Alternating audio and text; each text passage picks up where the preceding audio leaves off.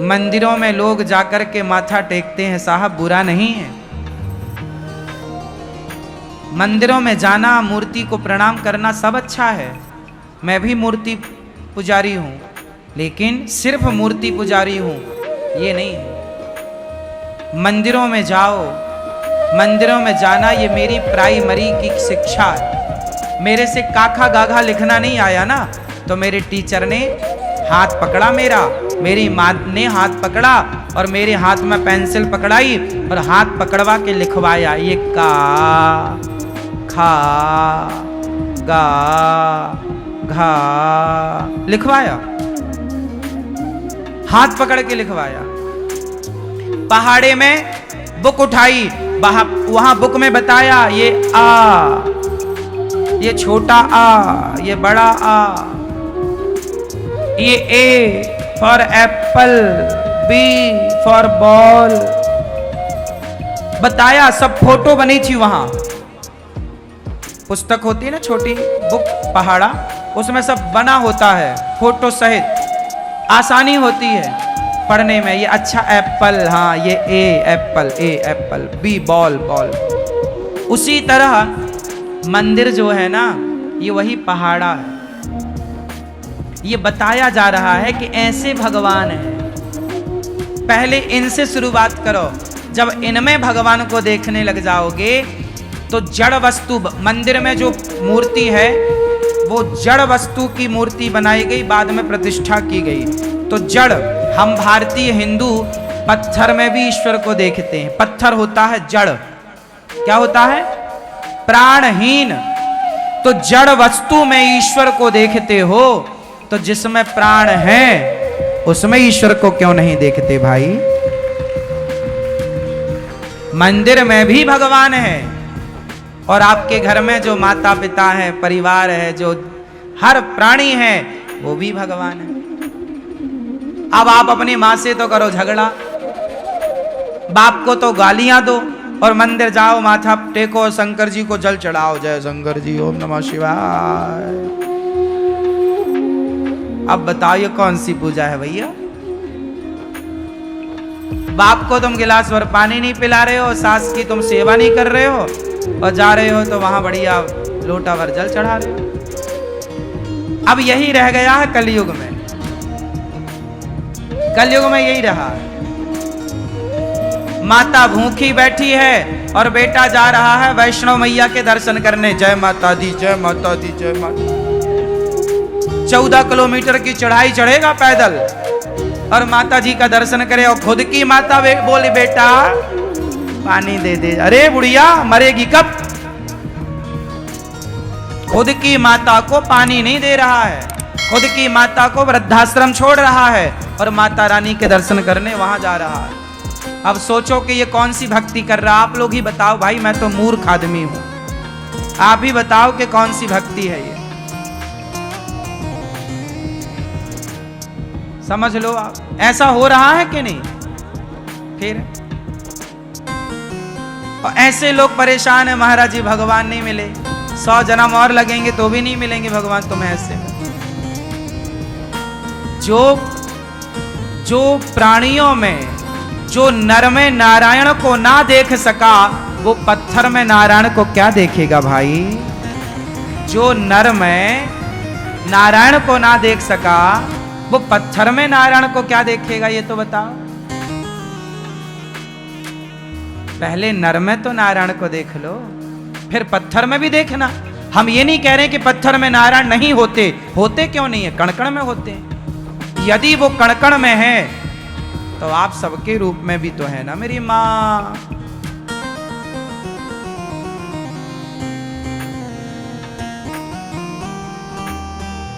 नवरात्रि आती है, चारों ओर जय माता दी, जय माता दी। कुछ बहुएं भी व्रत रखती हैं नवरात्रि का 9 दिन, पर सास मांग ले भला एक रोटी।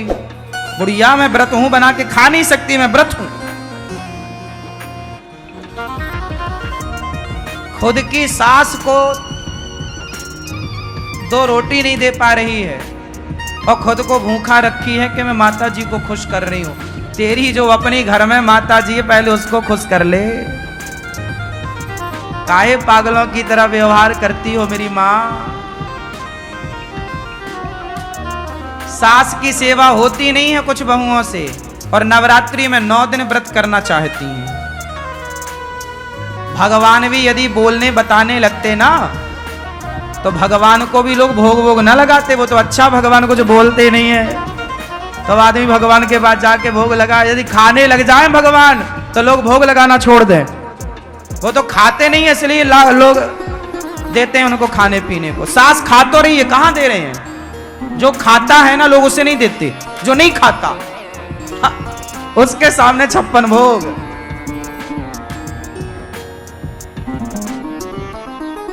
इसका अर्थ ये नहीं है, मेरी बातों का आप ये गलत अर्थ मत निकाल लेना कि भगवान को भोग नहीं लगाना चाहिए। लगाना चाहिए, 56 भोग भी लगाना चाहिए, लेकिन पहले सबको, ये दास अनिरुद्ध गौरी गोपाल भगवान को भी 56 भोग लगता है, लेकिन पहले जब गौरी गोपाल आश्रम में आने वाला प्रत्येक व्यक्ति बढ़िया पेट भर के तृप्त हो जाता है, उसके बाद भगवान को 56 भोग लगता। प्रभु पहले नर सेवा, बाद में नारायण सेवा। पहले नर सेवा, बाद में नारायण सेवा। पहले भक्तों की सेवा, फिर भगवान की सेवा। दासानुदासो भवितास्मि भूया, ये मेरा अपना मानना है साहब, हो सकता मैं गलत हूं, लेकिन मेरा अपना मानना है। अच्छा, भगवान को 56 भोग लगाया जाता है ना, और छोटे छोटे बच्चे होते हैं ना। मैं भी जब छोटा था ना, तो कहीं रसगुल्ले वगैरह दिख जाए तो बस उसी को देखते रहते, टुकुर टुकुर टुकुर टुकुर टुकुर। आप लोग समझते नहीं है, बच्चे भगवान होते हैं।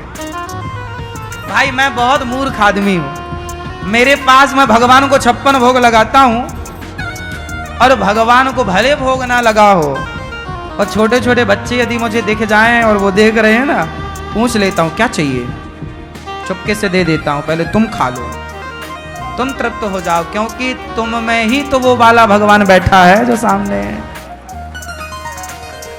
आप लोग ना बच्चों को डांटा मत करो, अरे जूठा कर दिया। बच्चों के खाने से जूठा नहीं होता, बच्चे भगवान होते हैं।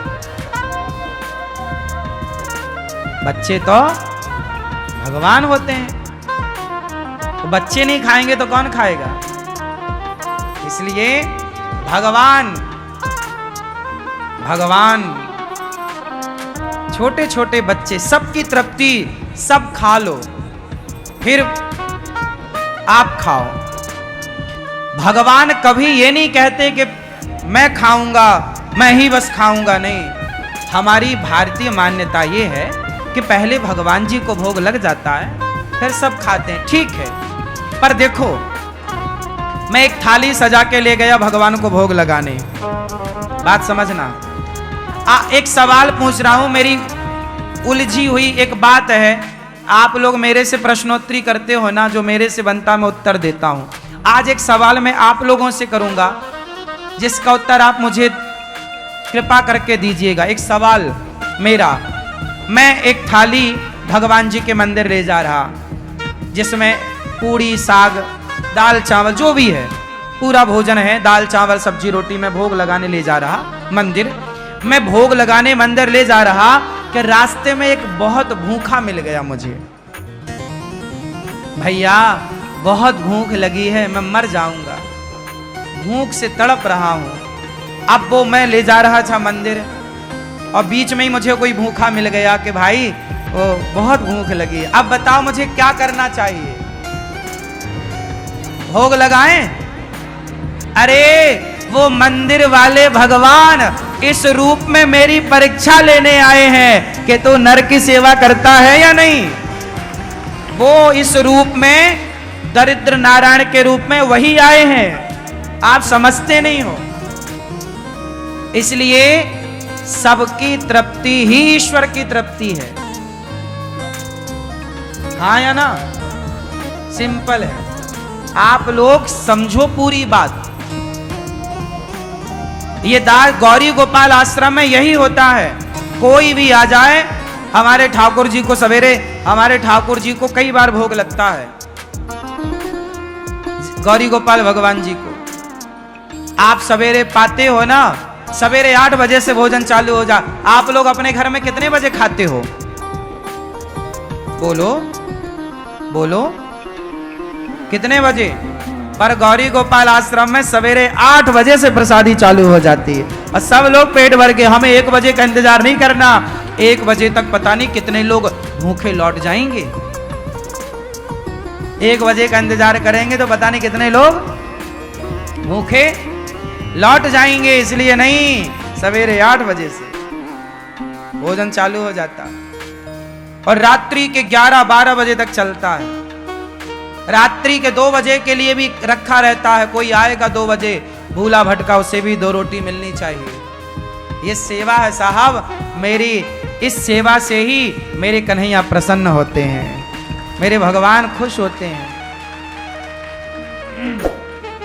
आपसे कहता हूं आप भी सेवा किया करो, इंसानों से नफरत ना किया करो, प्यार करो। सबको खुश रखने की, ये दास अनिरुद्ध है ना, हम सबको खुश रखने की कोशिश करते हैं, रख पाते हैं सबको खुश। ये मैं नहीं कहता कि मैं सबको ही रख पाता हूं, मैं सबको खुश नहीं रख पाता, लेकिन कोशिश तो यही है जितने लोग खुश हो जाएं, जितने लोग खुश रहें, अच्छा है। सबको खुश तो भगवान राम भी नहीं कर पाए, तो सबको हम नहीं कर पाएंगे, पर फिर भी जितना है उतना करना चाहिए। क्यों मेरी माँ? तो आप भी सबको खुश रखो, सबकी खुशी ही मेरे श्याम सुंदर की खुशी है, सबकी प्रसन्नता ईश्वर। इसलिए गौरी गोपाल आश्रम में जो सेवाएं हैं ये समाज के लिए प्रेरणा है। आप भी इन सेवाओं से जुड़ा करिए। सेवाओं को कैसे किया जाता है, गौरी गोपाल आओ देखो, बच्चों को लाओ, उनको दिखाओ यहाँ की सेवाएं, बच्चों को समझाओ, वो सीखेंगे। जब बच्चे यहाँ वृद्ध माओ के पास आकर माओ के पीड़ा और दर्द को देखेंगे, यहाँ देखेंगे, तो उन्हें अपनी माँ की सेवा करने की प्रेरणा यहीं से प्राप्त होगी। जब वो गौरी गोपाल रसोई में खाएंगे तो खिलाने की प्रेरणा यहीं से मिलेगी। इसलिए आप भी किसी भूखे को गौरी गोपाल आश्रम में जितने भक्त आते हैं, आप भी गौरी गोपाल आश्रम में सहयोगी बनकर किसी को खिलाओ। ये सेवा भगवान की है।